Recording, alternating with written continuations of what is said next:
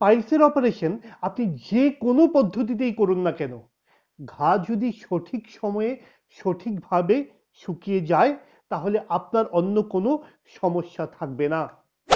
তাই প্রথমেই বলি, ক্ষত শুকোনোর প্রক্রিয়া ধীরে ধীরে হলেও নিশ্চিতভাবে হয় যদি রোগী সঠিক নিয়ম মেনে চলে।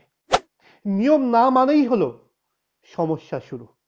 অপারেশনের পর প্রথম কিছুদিন ব্যথা ও অস্বস্তি থাকা স্বাভাবিক। সে যে কোনো সার্জারির ক্ষেত্রেই স্বাভাবিক। তবে সঠিক যত্ন ও পদ্ধতির মাধ্যমে দ্রুত আরোগ্য লাভ করা সম্ভব। পাইলসের অপারেশন আপনি যে কোনো পদ্ধতিতেই করুন না কেন, ঘা যদি সঠিক সময়ে সঠিকভাবে শুকিয়ে যায় তাহলে আপনার অন্য কোনো সমস্যা থাকবে না। তাই প্রথমেই বলি, ক্ষত শুকোনোর প্রক্রিয়া ধীরে ধীরে হলেও নিশ্চিতভাবে হয় যদি রোগী সঠিক নিয়ম মেনে চলে। নিয়ম না মানেই হলো সমস্যা শুরু। অপারেশনের পর প্রথম কিছুদিন ব্যথা ও অস্বস্তি থাকা স্বাভাবিক। সে যে কোনো সার্জারির ক্ষেত্রেই স্বাভাবিক।